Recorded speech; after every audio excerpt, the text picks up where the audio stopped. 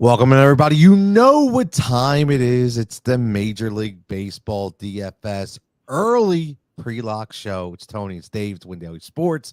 It's Thursday. We got 5 games. This is for the main slate. Me and Dave only get to do this once together every week, so I look forward to this all the time. Usually it's me and Adam. You see Dave and Jason, so you get a little mixture. Do a little something different today, Dave. And we got 5 games looking forward to tonight. So let's get right into it because obviously you got that. You see that name up at the top. That Garrett Cole name is on the top. Is he going to be that ace of the slate? Is there another guy maybe we're looking at, a punk guy? What you got in the pitching world? Yeah, I mean, you got to go Cole. And then I will also say pump the brakes just a tad. I mean, he's not an automatic 100% roster Cole, but I mean, he's just on fire.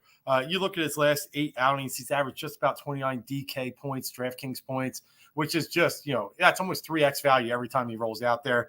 He's had 69 Ks in those 8 starts, roughly almost 9. He's just been fantastic. And we've seen it. Like we thought early in the year, his spin rate was down a little bit, but he's figured it out quickly. And he's just been dominant. He's been the Houston Astros, Garrett Cole, right? But the only reason I say pump the brakes a tad, Tony, you probably seen this too. Minnesota's tricky. They beat up Gausman the other day. And then even, you look at a game like I think they beat up someone last night too on Tuesday. I know Buxton hit a homer. So they are tricky. They hit a lot of balls. They put a lot of balls in play. They're a tough lineup. They're hard to strike out. So I wouldn't say roster him completely, but I do think he is the ace of the slate. You?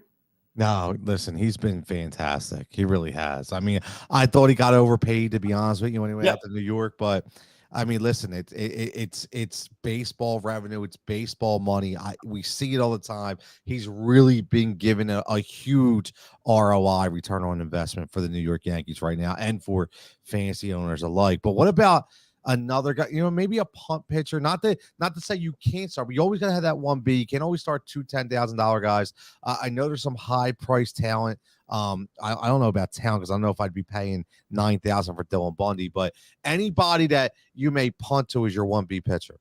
Yeah, I mean, I really do love Pivetta. I know he's still about 8,500, but let's just lay it out there. April came around, 8.27 ERA. Then rolls May, the new calendar, all of a sudden he's a stud. 2.11, and he rolls into June, throws 7 shutout innings. The guy is a sub-2 ERA since his first starts in April.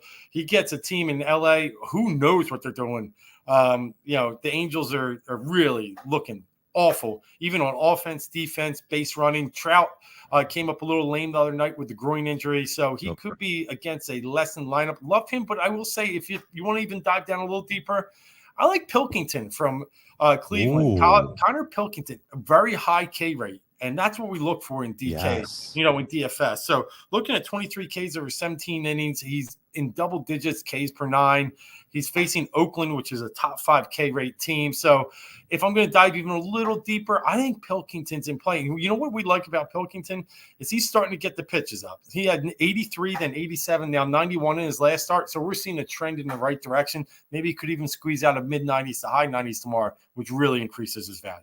I like that. You said all the right things because we don't care about wins here. We're talking about innings pitched. We're talking about strikeouts. And you mentioned it. You play Oakland, not a very good team. So that could be a secret play there for 7,100. Now, if you do go Garrett Cole and you go Nick Pivetta, you're looking at 31-2 right off the bat. So if we go with those 2 guys and we don't punt to the value pitcher, Dave, what's that stack? Who we looking at for the bats tonight?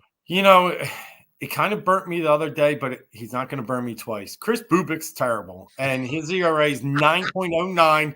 He was 12 going into the game the other day when he had a stunning output against Houston, but he let up a lot of guys on base, and Houston just couldn't come through with the 2-out hit. There was a play at second base that should have been overturned. They didn't overturn it, and it was kind of a messy, a non-rhythmic game for an offense like that, getting guys on but just not coming up with the big hit.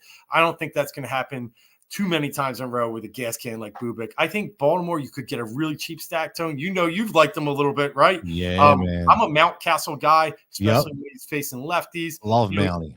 Rushman's a little bit overpriced normally, but still, it's just the name, but he's 4,000, but only averaging 3.8. So I'd probably keep him off, but you can look at other guys up and down that lineup. Mullins is always a guy we like to, as he leads off for them. So Mountie, Mullins, if I'm going to pay up, I think I stack Baltimore.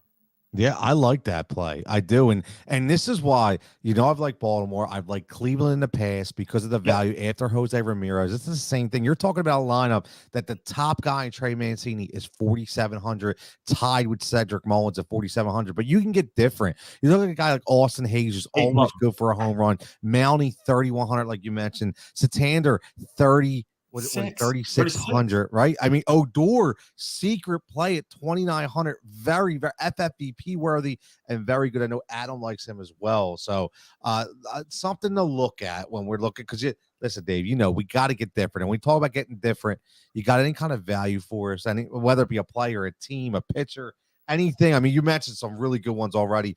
Anything else that you got on your mind? Yeah, it's tough tomorrow. They're with 5 games, on the right? slate. Yeah, it gets a little tricky, gets a little tough. I'm still kind of in this Matt Carpenter groove right now. He's at Yeah. 3,200 facing Dylan Bundy. You already pointed it out earlier. How can you pay 9,000 for a guy that has a 5.57 ERA? I can't. Get I can't. So now I got to attack him, and I'm not going to be able to attack him with the Judge and the Stantons if I'm going to go, high 1 and 1B at pitcher. So I'm probably going to look at a guy like Matt Carpenter. I think he's going to have some sneaky value tomorrow.